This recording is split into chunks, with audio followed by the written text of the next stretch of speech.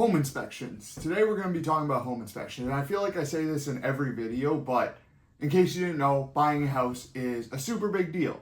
And home inspections, I always recommend to my clients for pretty obvious reasons. You're buying a used house that you've never even went in, chances are, until you actually went to the showing, and typically showings around 15 to 30 minutes, so chances are you didn't look at everything in the house. So I always suggest to my clients to get a home inspection because you want to know what you're buying, especially if you're around New Hampshire where there are a ton of older homes, which you can be buying homes that are 100, 200, even more than that, 200 plus years old, which is absolutely crazy. You kind of want to know, hey, what's the condition? What am I getting myself into? And of course, when you're out there on the showing, if there's things that are like completely alarming, your real estate agent should be able to say, hey, depending maybe on like your financing or what are you looking for, be like, hey, this might not work for what you're doing, or this could be a problem down the road. I've seen this happen. Of course, they're not home inspectors. They're not professional builders. They're not anything other than a real estate agent. But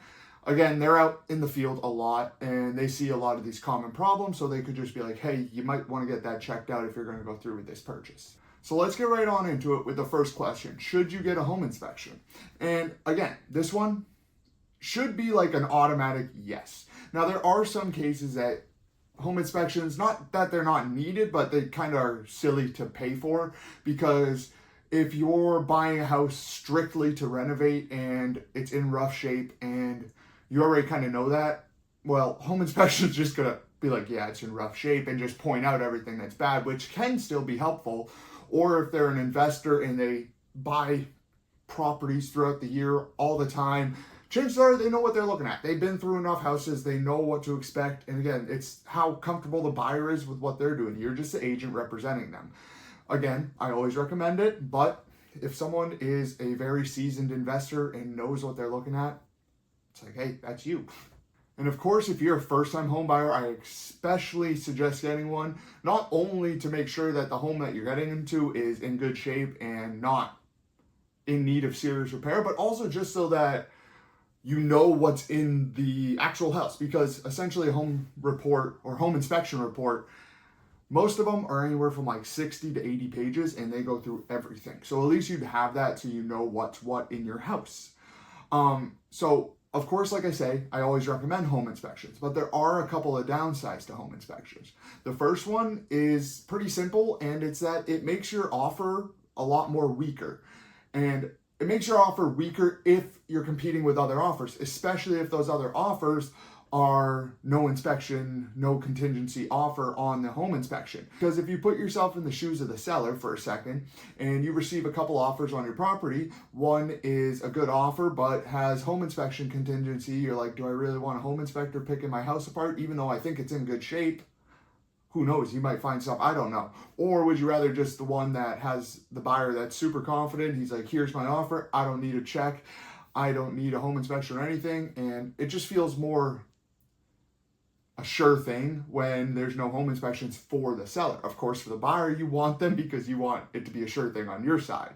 But again, depending on where it is, that could hurt you. Now, there are a few different ways you can write in home inspections into the contingencies. You can always say, I'm not going to ask for any repairs on anything below $5,000. So if the home inspector's there and say the furnace needs to be replaced and it's $8,000, that would be something you can negotiate for. But say a toilet's broke and it's like a couple $100 to fix, you wouldn't be able to negotiate for that, but at least you know you have to repair that.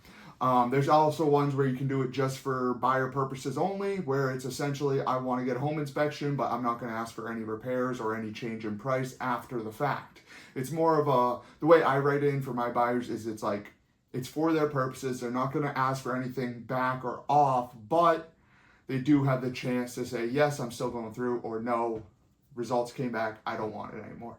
So at least you still have an out, you just have no ability to negotiate. And even those contingencies where you're kind of still making it really easy for the seller, like, hey, this is just a pass or fail for me. I'm either going to take it or I'm not going to take it. Those were still almost impossible to get accepted on an offer the past couple of years because of how hot the real estate market is. But now that it's kind of in a little bit of a shift, I'm seeing more and more offers actually get accepted with home inspections, and not only with home inspections, but also some of them are below list price with home inspections, which is completely crazy because that was absolutely unheard of about 2 years ago up here in New Hampshire. And the second negative that I want to mention about home inspections is not necessarily a negative, it's just something you should be aware of, and that is the cost of any inspections is on you as the buyer to pay for, and they're completely separate from the actual purchase of the house.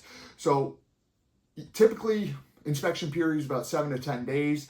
And that's right when the contract gets accepted. So within the first week, you have the inspections done and you have to pay for those inspections, usually with like a check or a credit card or debit card, whatever the guy takes. But those are completely out of your pocket, and you don't get any refunds if you get a home inspection back out of the deal and don't even go through with purchase. You still have to owe them, you still pay them the money because you paid it at the home inspection.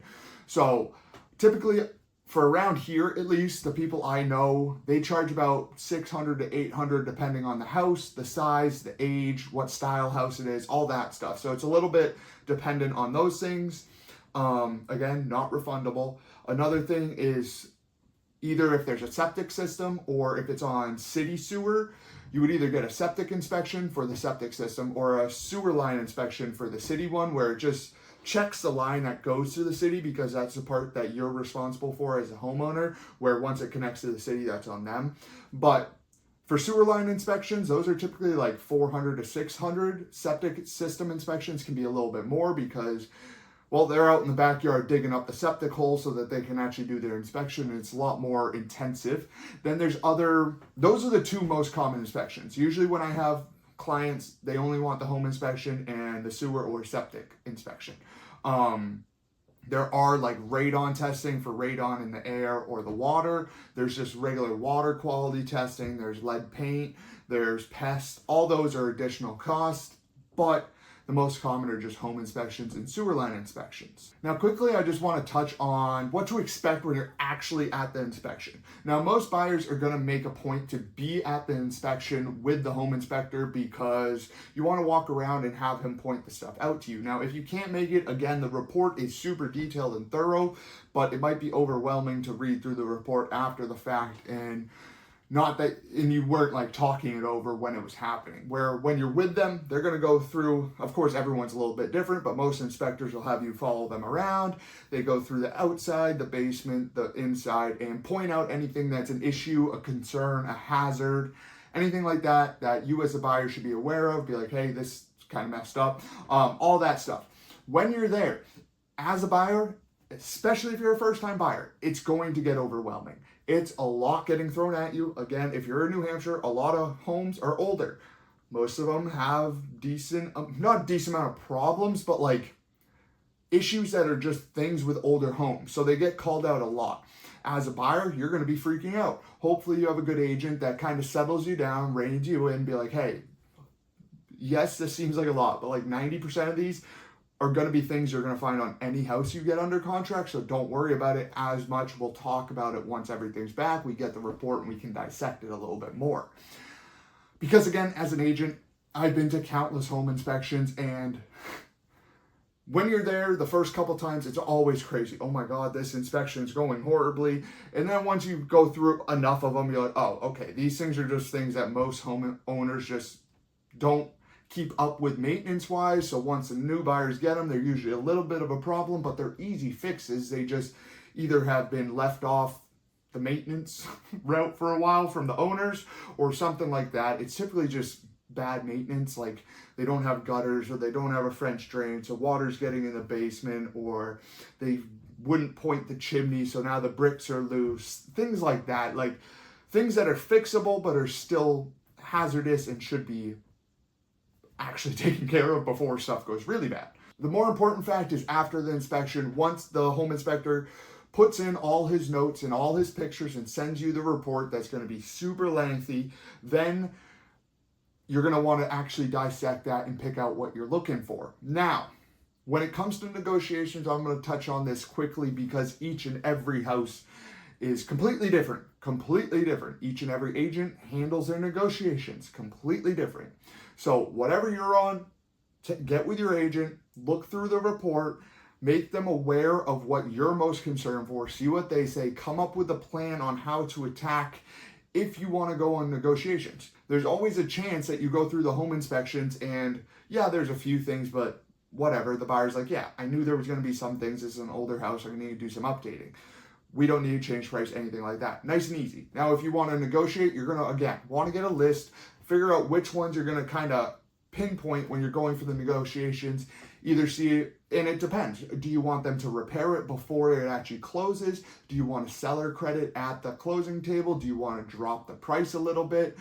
All that depends specifically on what the deal is. So that's why I just wanted to touch on it briefly, but the negotiation point is one of the most important points. Again, it doesn't always happen, but if it comes back a little rough and you're like, hey, my buyers are freaking out a little bit, let's see if we can lower the price or get them some money back. It's all about what works out for that specific deal. So yeah, that's kind of the quick and dirty on home inspections. I didn't want to go too much into like what happens during the home inspection because the home inspector literally goes through everything, outside, inside, basement, all the major systems. He goes through everything he can and gives it to you straight. At least my guys, they give it to you straight. Again, it's going to be overwhelming, but it's just something that you need to be aware of, especially as a first-time home buyer. You're already going into this a little bit nervous. So once you get all this news, hey, this is a problem, this is a problem, this is a problem. Even if they're minor problems, it just starts adding up and you're like, oh my God, this was a horrible mistake.